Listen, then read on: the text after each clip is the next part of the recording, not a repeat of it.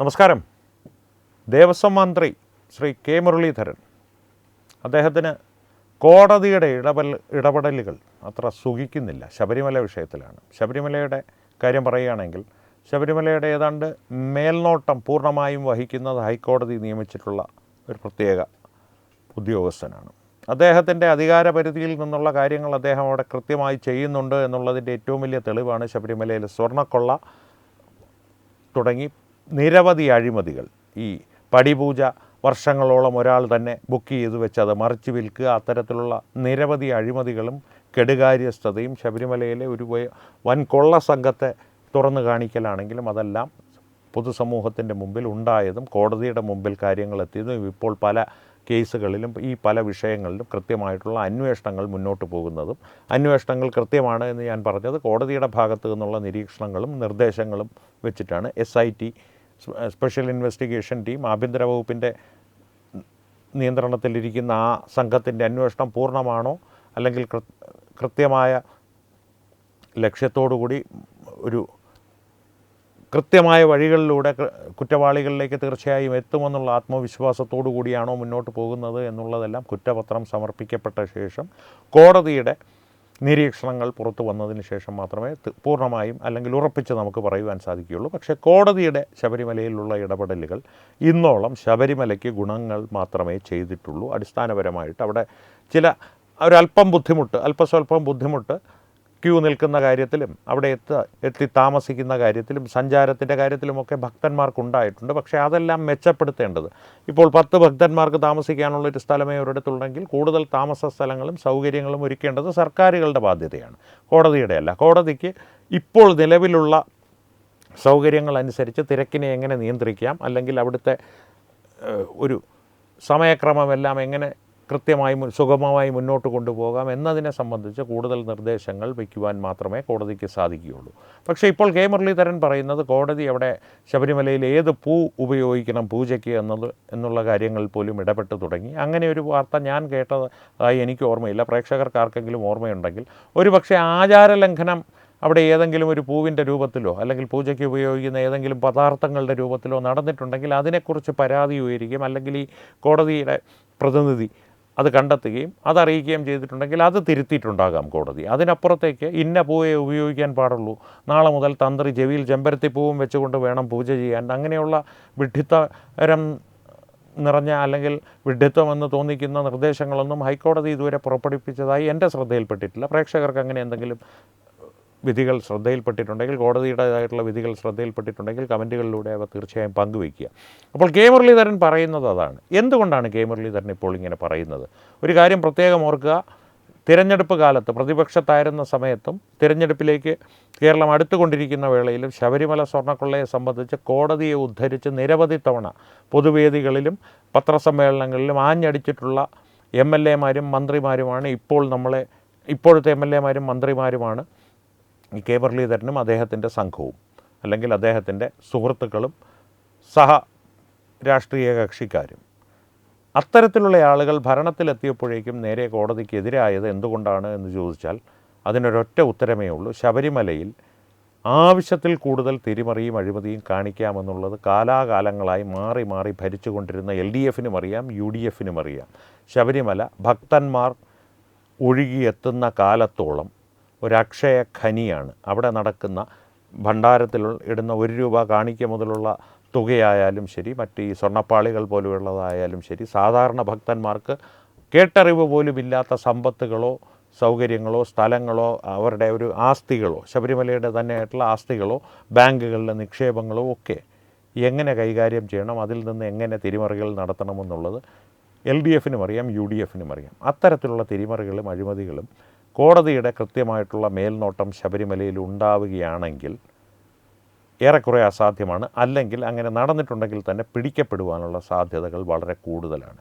ഇപ്പോൾ പെട്ടെന്ന് ഒരു സുപ്രഭാതത്തിൽ ഉണ്ടിരുന്ന നായർക്കൊരു വിളി തോന്നി എന്ന് പറയുന്നത് പോലെ നമ്മുടെ ദേവസ്വം മന്ത്രിക്ക് കോടതിക്കെതിരെ സംസാരിക്കുവാനുള്ളൊരു വിളി തോന്നിയിട്ടുണ്ടെങ്കിൽ അതിൻ്റെ പിന്നിലുള്ള ഉദ്ദേശം സതുദ്ദേശമല്ല എന്ന് തന്നെ പറയേണ്ടി വരും. കാരണം കോടതി അവിടെ ഒരു പരിധിയിൽ കടന്ന് ഹൈക്കോടതി ജഡ്ജി എന്തായാലും അകത്ത് കയറി പൂജ ചെയ്യാൻ പോകുന്നില്ല, അല്ലെങ്കിൽ എനിക്ക് പൂജ ചെയ്യണം എന്ന് പറഞ്ഞ് അവിടെ ബലമായി ഇടിച്ചു കയറി ശ്രീകോവിലിനുള്ളിൽ ഇടിച്ചു കയറി അയ്യപ്പൻ്റെ പൂജ നാളെ മുതൽ അദ്ദേഹം ഏറ്റെടുക്കാൻ പോകുന്നില്ല. ഇപ്പോൾ രാജീവ് കണ്ഠരൊരു തന്ത്രിസ്ഥാനം ഒഴിയുകയാണെന്ന് പറഞ്ഞു. ആ സ്ഥാനത്തേക്ക് ഞാൻ ഇനി പൂജ ചെയ്യാം എന്ന് എന്തായാലും ചീഫ് ജസ്റ്റിസ് പറയുവാൻ പോകുന്നില്ല എന്നാണ് ഞാൻ വിചാരിക്കുന്നത്. പറയുവാൻ സാധ്യത കുറവാണ് ഇത്രയും കാലമുള്ള ഹൈക്കോടതിയുടെ ഇടപെടലുകൾ പരിശോധിക്കുമ്പോൾ. പക്ഷേ അതിനും അപ്പുറത്തേക്ക് എന്തൊക്കെയോ ആരോപണങ്ങൾ കെ മുരളീധരൻ ഹൈക്കോടതിയുടെ മേൽ ചാർത്തി കൊടുക്കുന്നു എന്ന് തന്നെയുമല്ല, അദ്ദേഹം ഒരു കാര്യം എടുത്തു പറഞ്ഞിരുന്നു. നിയമസഭയിൽ ഇത് സംബന്ധിച്ചൊരു ചർച്ചയ്ക്ക് ഞാൻ തുടക്കം കുറിച്ചിട്ടുണ്ട് എന്ന്. അതിൻ്റെ അർത്ഥം എന്താണ്? ഹൈക്കോടതിയുടെ ശബരിമലയിലുള്ള ഇടപെടലുകൾ അവസാനിപ്പിക്കുവാൻ വേണ്ടി UDF സർക്കാർ നിയമനിർമ്മാണം നടത്തുവാൻ പോവുകയാണോ? ആയിരിക്കാം. പക്ഷേ അതിനു മുൻപ് ഈ ചർച്ചകൾ നിയമസഭയിൽ വരുന്നതിന് ഒരു പ്രാധാന്യമുണ്ട്.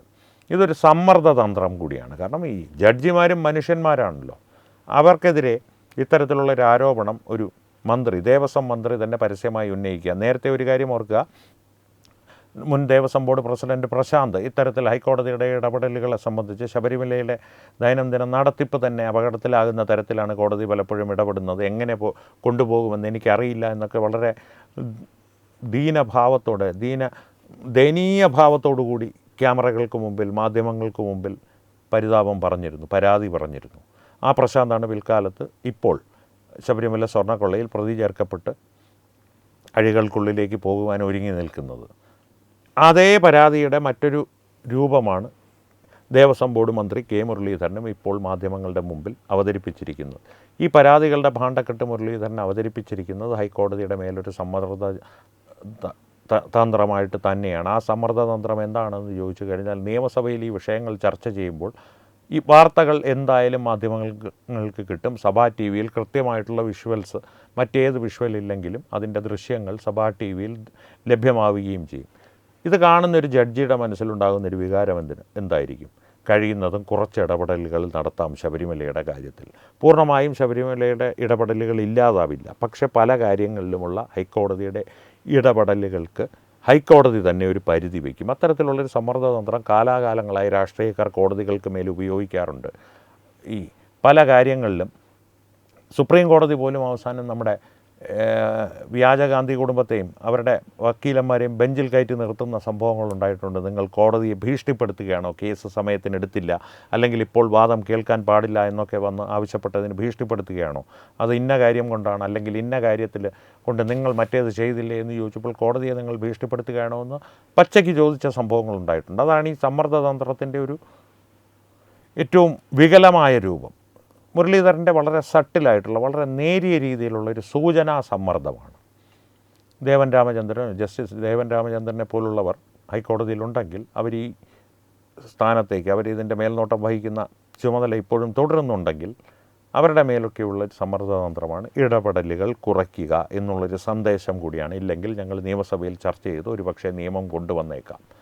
ഇനി അതിലും കടന്ന ആ നിയമനിർമ്മാണമായി വരുന്ന ബില്ലിനെ ഹൈക്കോടതി റദ്ദ് ചെയ്യുകയാണെങ്കിൽ കേന്ദ്രത്തിലുള്ള പ്രതിപക്ഷത്തിൻ്റെ പിടിപാട് ഉപയോഗിച്ച് ഇംപീച്ച്മെൻറ്റിനുള്ള ബില്ല് കൊണ്ടുവരും. അതിനൊന്നും ഫലമുണ്ടാകാൻ പോകുന്നില്ല. പക്ഷേ ഇതെല്ലാം ഒരു സമ്മർദ്ദതന്ത്രമാണ്. ഇനി നിയമനിർമ്മാണത്തിലേക്ക് കടന്ന ആ നിയമനിർമ്മാണം ഭരണഘടനാനുസൃതമാണെങ്കിൽ ഈ ഇടപെടലുകൾ ഇല്ലാതാകും. ഇടപെടലുകൾ ഇല്ലാതായാൽ എന്ത് ചെയ്യും? ശബരിമലയിലെ സ്വർണ്ണക്കൊള്ള എന്നുള്ളത് ശബരിമലയുടെ പൂർണ്ണമായിട്ടുള്ള മല തന്നെ അടിച്ചു കൊണ്ടുപോയി അതൊരു സമതലമാക്കി മാറ്റുവാൻ അധികം കാലമൊന്നും വേണ്ടി വരില്ല. കാരണം ഒരു കാര്യം നിങ്ങൾ പ്രത്യേകമായിട്ട് ആലോചിക്കുക, അഴിമതിയുടെ കാര്യത്തിൽ, ഈ പകൽക്കൊള്ളയുടെ കാര്യത്തിൽ LDFിനേക്കാൾ എല്ലാ കാലത്തും മുന്നിട്ട് നിന്നിട്ടുള്ളത് UDF തന്നെയാണ്. LDF അടിച്ചു മാറ്റും, ഇല്ല എന്നല്ല പറയുന്നത്. പ്രത്യേകിച്ച് നമ്മുടെ ഈ കാരണഭൂതൻ്റെ കാലത്ത് UDFിനെയും കവച്ച് വയ്ക്കുന്ന പ്രകടനം അവർ കാഴ്ചവെച്ചു. എന്നിരുന്നാൽ പോലും ഒരു കാലത്തും നമ്മുടെ കോൺഗ്രസ്സുകാരുടെ അഴിമതിയുടെ ഒരു റേഞ്ച് പിടിക്കാൻ കമ്മ്യൂണിസ്റ്റുകാർക്കായിട്ടില്ല. കമ്മ്യൂണിസ്റ്റുകാർ 100-ൻ്റെയും 1000-ൻ്റെയും 10,000-ൻ്റെയും ഒരുപക്ഷെ 1,00,000 കോടിയുടെയും അഴിമതി നടത്തുമ്പോൾ അവരുടെ ചിന്തകൾ ശ്വാസം ഇല്ലാതെ പിടഞ്ഞു വീണ് മരിക്കുന്നിടത്താണ് കോൺഗ്രസ്സുകാർ ഉറക്കമെഴുന്നേൽക്കുന്നത് അഴിമതിയുടെ കാര്യത്തിൽ.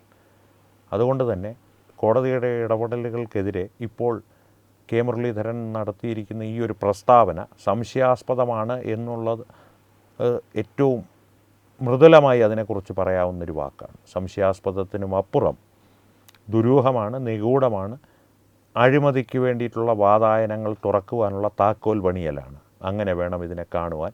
പ്രേക്ഷകരുടെ അഭിപ്രായങ്ങൾ ഈ വിഷയത്തെ സംബന്ധിച്ച് എന്താണെന്നുള്ളത് തീർച്ചയായും കമൻറ്റുകളിലൂടെ ഞങ്ങളോട് പങ്കുവയ്ക്കുക. ഒപ്പം വീഡിയോ ലൈക്ക് ചെയ്യുക, നിങ്ങളുടെ പ്രിയപ്പെട്ടവരുമായി പങ്കുവയ്ക്കുക, ഷെയർ ചെയ്യുക. ഏറ്റവും പ്രധാനപ്പെട്ട കാര്യം, തത്വമയി ന്യൂസിൻ്റെ യൂട്യൂബ് ചാനൽ നിങ്ങൾ ഇതുവരെ സബ്സ്ക്രൈബ് ചെയ്തിട്ടില്ലെങ്കിൽ സബ്സ്ക്രൈബ് ചെയ്യുക. അപ്പോൾ ഈ വിഷയത്തിലും മറ്റു വിഷയങ്ങളിലും സംവാദങ്ങൾ തുടരട്ടെ. വീണ്ടും കാണാം. നന്ദി, നമസ്കാരം.